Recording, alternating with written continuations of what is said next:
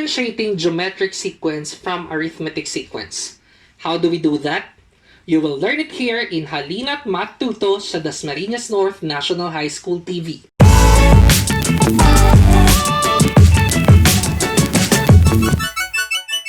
For today's video, you will learn to define and illustrate a geometric sequence, differentiate a geometric from an arithmetic sequence, and determine whether the sequence is arithmetic, geometric, or neither.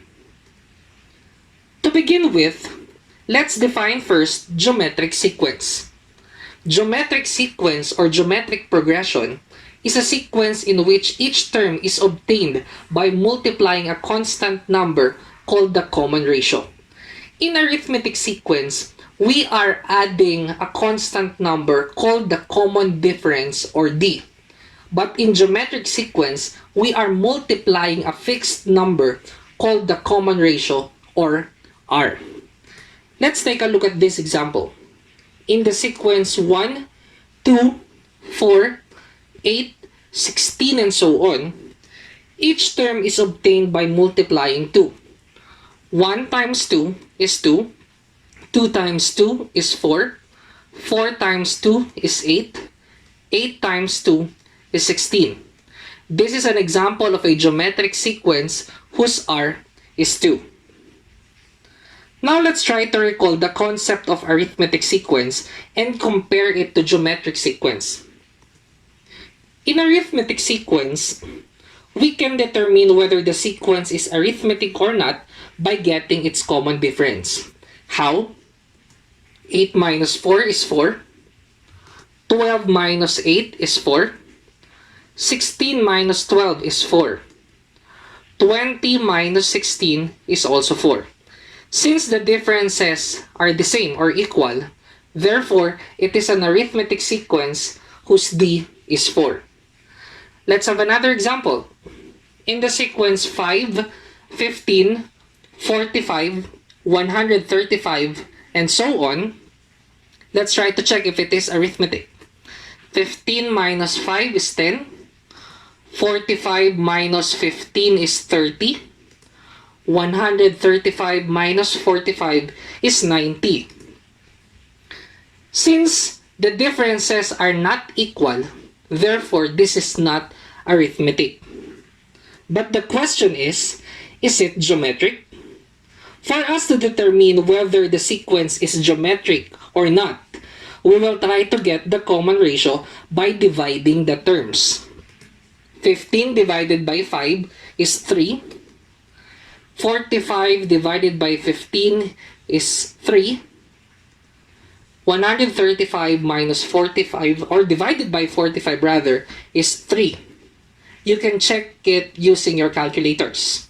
Since the quotients are equal, therefore, this is a geometric sequence whose R is 3. Let's have more examples. Determine whether the sequence is arithmetic, geometric, or neither. In the sequence 8, 11, 14, 17, and so on, let's check if it is arithmetic. 11 minus 8 is 3. 14 minus 11 is 3. 17 minus 14 is also 3. Since the differences are equal, therefore, it is an arithmetic sequence whose D is 3. But let's check if it is geometric, because sometimes a sequence can be both arithmetic and geometric. 11 divided by 8 is 11 over 8, or approximately 1.375. 14 divided by 11 is 14 over 11, or approximately 1.273. 17 divided by 14 is approximately 1.214. Since the quotients are not equal, therefore, it is not a geometric sequence. So our answer is arithmetic whose D is 3. Number 2. In the sequence 1, 4, 16, 64, and so on, let's check if it is arithmetic. 4 minus 1 is 3. 16 minus 4 is 12. 64 minus 16 is 48. Since the differences are not equal, therefore it is not arithmetic. Let's check if it is geometric. 4 divided by 1 is 4. 16 divided by 4 is 4. 64 divided by 16 is also 4. Since the quotients are equal, therefore this is a geometric sequence whose R is 4. In the sequence 2, 4, 8, 10, and so on, is it arithmetic? 4 minus 2 is 2. 8 minus 4 is 4. 10 minus 8 is 2. The differences are not equal, therefore it is not arithmetic. Let's check if it is geometric. 4 divided by 2 is 2.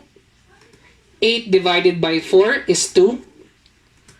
10 divided by 8 is 10 over 8 or 5/4 or 1.25. Since the quotients are also not equal, therefore it is not geometric also. Our answer is neither. To sum it up, in differentiating geometric from arithmetic sequence, we need to solve for the common difference.